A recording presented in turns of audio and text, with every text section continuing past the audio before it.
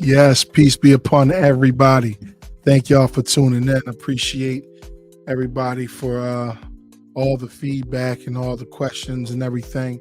It's the Reentry Connect podcast, and I'm your host, Keenan Hudson.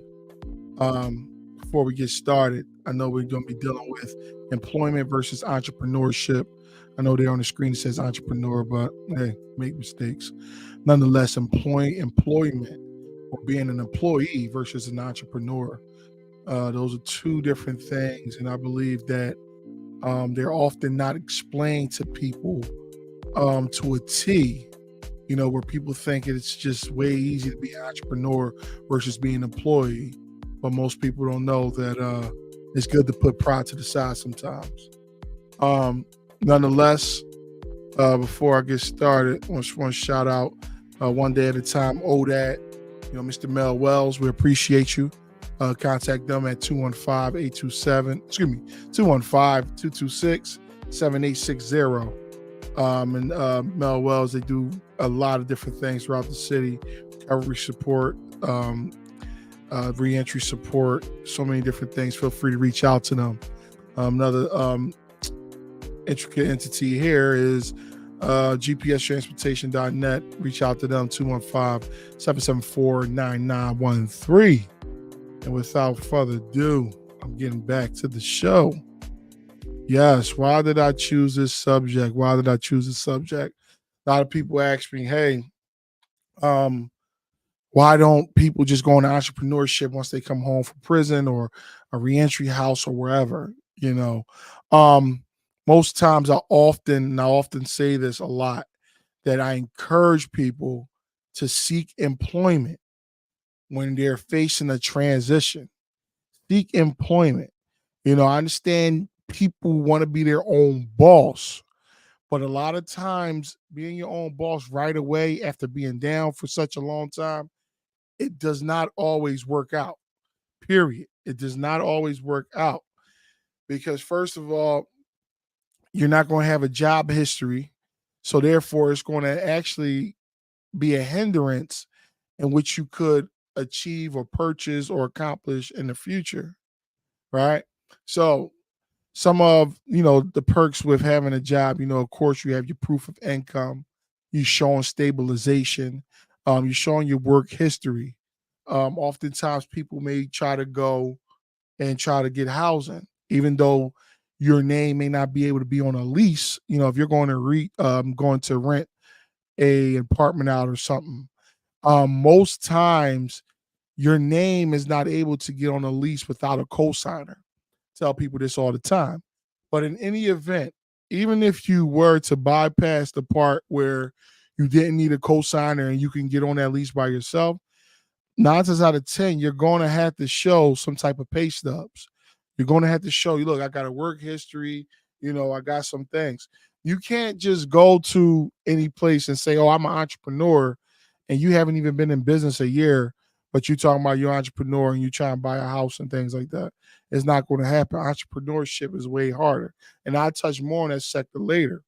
But going back to employment is more so, it gives you, again, the stability, but it's also predictable in a way, meaning predictable, like most jobs, they call it a 9 to 5, or whatever shift you work, when you're going in, if you get there, as God's will, but when you're clocking out, depending on the job situation. So, the start time, but then the end time as well. So, versus entrepreneurship, you don't even know if you're going to have work the next day. You don't even know if you're, going to be able to have any type of customers, on your end. There's probably going to be droughts. There's going to probably be times where, you can't even pay the bills. You know what I mean? When you dealing with that entrepreneurship stuff. So again, people putting people's head that, entrepreneurship is the way to go. And people don't know that it's a lot harder than what people think it is. So one of the things, again, based around a job or employment being predictable, knowing when you're coming, knowing when you're going, things like that, knowing when your lunch is, is actually a better opportunity for individuals that's facing transition because it still gives you that structure. It still gives you that time. It doesn't allow you to overstress yourself, even though other things may be going on in your life, but you still have an opportunity to bring in income, but however, exchanging your time for it, putting in that labor for it, which is okay. You know what I mean? It's all right. Everybody never said it was a bad thing to work a 9 to 5. All right. So one of the other things, as I pointed out, was it plants a foundation for you. It plants the foundation because when you plant that strong foundation, right? When you build it upon a rock, when you build it upon a solid concrete type of foundation, you can build on that. Yeah, you can strategize in ways of saving, structuring your life, and to building up to entrepreneurship. That's one of the greatest benefits of having a job. I never said that's something that, oh, that's what every person should do, should work. No, I believe it's a scam. But there's nothing wrong with working. It's okay. But everybody also have to understand too that entrepreneurship is not for everybody. If you're not a time punctual type of person, entrepreneurship is not for you. If you're not somebody that's willing to stay in late, put in the work, put in the hours when employees call out and things like that, entrepreneurship is not for you. If you're not willing to sacrifice summers, weekends, days where it's going to be so much fun with your family and friends and things like that, entrepreneurship is not for you. Hey, good evening, Miss Esther. Appreciate you tuning in. So, again, it's so many different aspects in which you got to understand, especially when you're facing entrepreneurship goals or the strategies towards it. I was just at a reentry job fair and somebody was asking me about that. And they were saying, hey, what about the LLCs and get the funding and all this? One of the top things I got to tell people right now, stop listening to all these gurus that's selling y'all a bunch of fake, like, it's like false advertisement. Now, can you get an LLC and the banks give you funding as far as credit cards and things like that? Yes, absolutely. But however, what a lot of the gurus never tell you is you're going to have to pay that money back as well. Can you open up an LLC and the banks give you funding like far as, a loan or a big loan, far as cash? Absolutely not. Because first off, your business had to really be registered in registry for about 2 years before they even consider giving you any type of cash or some liquid cash. Right? And not only that, now coming home, you don't even have a credit history. And if you did have a credit history in the past, it was inactive for however long you've been away.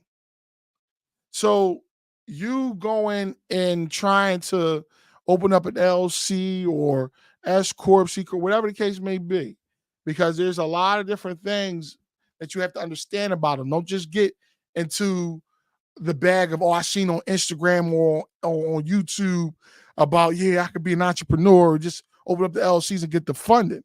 First off, if you don't have no business plan, you're planning to fail. And most businesses usually don't succeed. A lot of times, and especially in first businesses, because there's been businesses like where I had where the business failed, lost a lot of money behind it. But I'm not discouraging you from doing that. But the reason why I side with employment first is because it gives you an overall foundation. It gives you a clear view of, okay, I can balance this way. Hey, how can I earn more money? And while you're working, you can learn to earn different types of residual income or passive income on the side while still keeping your ground, still being able to pay your bills. Because I tell people all the time, entrepreneurs struggle too. Entrepreneurs may look real good on the outside. You may think that, okay, you whipping this or you whipping that, or you got all this fly stuff, Yeah, you probably whip out a knot of money, but you never know what an entrepreneur is going through. That go for millionaires, billionaires, any type of, majority, of people that's in that entrepreneurship field. That's not an easy field to deal with. You're going to have your ups and downs. You know what I'm saying? That's why, when you're dealing with business, it's always good to like get around and base stuff on, you know, like economics. Economics is a big thing. Like that's what controls the world, the economy. The economy, the ups and downs, the people be worrying, people. So many people are ignorant towards, the way business is, the how, the supply demand. And I took this in business, school when I, took my college class and stuff like that, of understanding that. I didn't understand it back then, but learning and getting adjusted out here in the world, you start really looking at how yeah, good. That's my brother Dawn right there. He said application of knowledge is power. Thanks, bro. Absolutely. My brother Dawn, you gonna be on here soon, man. I'm gonna be calling you. Yes, indeed. I appreciate you. And like you said, knowledge is power. So understanding how the world works, the operation, again, like I say, supply, demand, and understanding inflation, deflation, a lot of things, but this is stuff people don't pay attention to. People don't want to study that. People would rather just, they just spend money and just go about their way, struggle 9 to 5, day to day, paycheck to paycheck, and things like that. And people are cool with it. Just think about, all of the traits your family had in the past. You know what I'm saying? Absolutely, Dom. Got you, no doubt. Met you up at this podcast, no doubt. I appreciate you. Just imagine how many families that grew up. Look at the families, um, especially inner cities, things like that, where our families they were never good with money. Like I know my family was. My family, they was never good with money. Like they would run into lawsuits, um, and just blow the money on. First thing they say, oh yeah, we're treating everybody at the Chinese store. Like what type? Like, you know what I mean? Or I'm gonna buy this living room set that I wanted. Or I'm gonna buy all this jewelry that I know I can't afford and I'm gonna wind up pawning or selling anyway. You know what I mean? All of us have family members or family traits that have done that. And a lot of people never break that cycle um, of spending ferociously, like just spending without a care in the world, you know? So, but getting back to the entrepreneurship versus, the employment, employment is always going to have to get you somewhere. It's going to get you somewhere. I have never heard of an entrepreneur, somebody coming out of prison just going full blown entrepreneurship. Because I tell you this, most entrepreneurs have support behind them. And what I mean by the support being behind them, a lot of times they have a significant other, rather, wife, husband, whoever the case may be, backing them up. So now they don't have to carry a lot of the bills. They don't have to carry the mortgage, the rent. They don't have to carry the car note by themselves. They got that help. So now they can put away more money. So when you see a lot of people, they may go around flashing, yeah, I got this, I got that, but they're not showing you who's helping them behind this on behind the scenes. They have a companion. Somebody is helping them with that entrepreneurship. But doing that thing by yourself, that is no joke. I'm telling you from experience. I'm not telling you anything that I don't know. I will never get on this platform and share some things that I'm not speaking from with experience. I'm talking from a business aspect, whether it be the LCs, failed businesses, whatever the case. I'm telling you from experience. Yes, from working, things like that. I'm telling you from experience. This stuff is real. So again, for individuals that's facing transition, the first thing you should be seeking is employment.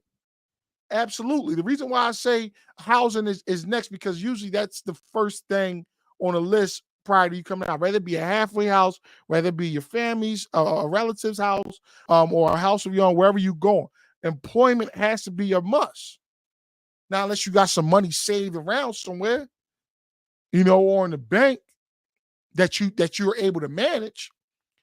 And most people think that the answer is, oh, well, yeah, somebody spot me 15, 20, 30,000, $100,000, whatever the case may be, I should be good. No, you won't be good because $100,000 ain't a lot of money. Trust me, it's not a lot of money. You know what I'm saying? Like when you start dealing with certain levels, you start looking like that's not a lot of money. So, and then the thing is, you can have this money, but if you don't have the financial discipline of controlling that money, guess what? You'll lose that money faster than you got it. You'll be sitting there, $100,000 in your hand a day. Within about a month, you're gonna be like, damn, what happened to all that money? Because you had no discipline with it. Especially spending all them years without managing money. What you was managing? Commissary money? Come on.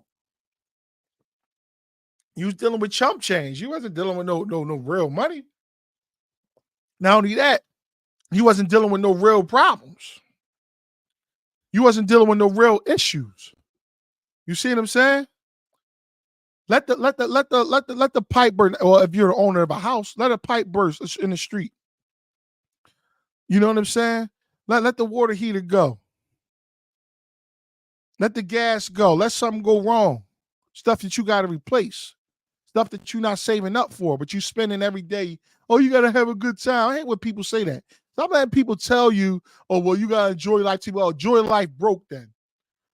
You talking about going on vacation to the Bahamas, but you can't even put gas in your car. You talking about going to damn Bermuda, but you could barely keep food in your house. So that just shows you like how people priorities are a lot of times, are in the wrong places.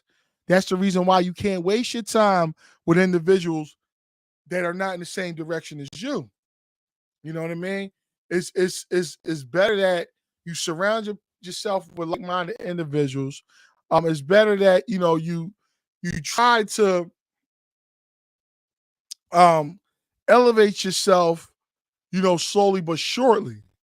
Don't compare yourself with people, because compare yourself with people that lands you in a bad place. And the reason why I say that is because you don't know what a person did to get what they have, and you don't know what they're doing to keep it. So some people been living life. I first came home, I didn't have much. I didn't have much at all. In fact, I tell people all the time, I was walking to work, catching Uber sometimes and things like that when I first came home. And my thing is, I started to compare myself to other people like that. They got these cars, they got this, or they got that. I don't know if they was better than me because they had these things. But little did I know that they was house broke. Little did I know that they were car broke. Little did I know that, they couldn't even afford the things that they had. Right? So with that being said, I knew that things was going to come over time if I stayed disciplined, if I managed the stuff right. You had to manage. I had to manage correctly.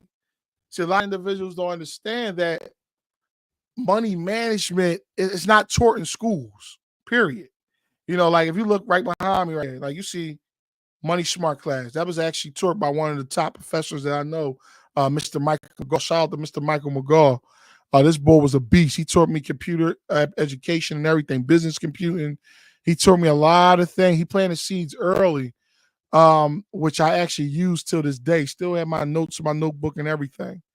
But long story short, but financial management is not taught in schools. Like I say, I believe that workplaces, in general, are like designed to, keep you in as an employee, which is okay. But again, entrepreneurship is not for everybody. But just know that when you're dealing with entrepreneurship, there's no guarantee in anything. No guarantee. No guarantee that you're going to get a check the next week. There may be some times where you can't get paid, but you have to pay your employees. There may be times where you can't pay some bills because you had to pay your employees. You know what I'm saying? There may be some times where some contracts may not come through. Some orders may not be delivered. So As many aspects like that you got to analyze when you're dealing with entrepreneurship. You have to know that you're going to have to suffer. You're going to have to go through some rainy days, cold days. Like, trust me, I know. I know. Like, you're going to be like, wow, like, you got to go through this, yeah. So when people come out and say, Dad, well, I'm trying to get down what you doing over there. No, you're not. No, what you're going to do is you're going to build your own foundation. Shout out to Mel Wells. Mel Wells told me at one time, he said at the thing, he said, a lot of times people would try to come and jump on a bandwagon, but that's not how it works.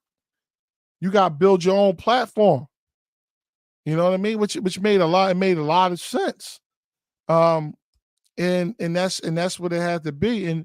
And see what happens is most people, right? Everybody doesn't get their vision the same. Everybody doesn't get a vision at the same time. Me personally, I had to live a little life before I could figure out like some of the things, and I'm still figuring things out, right?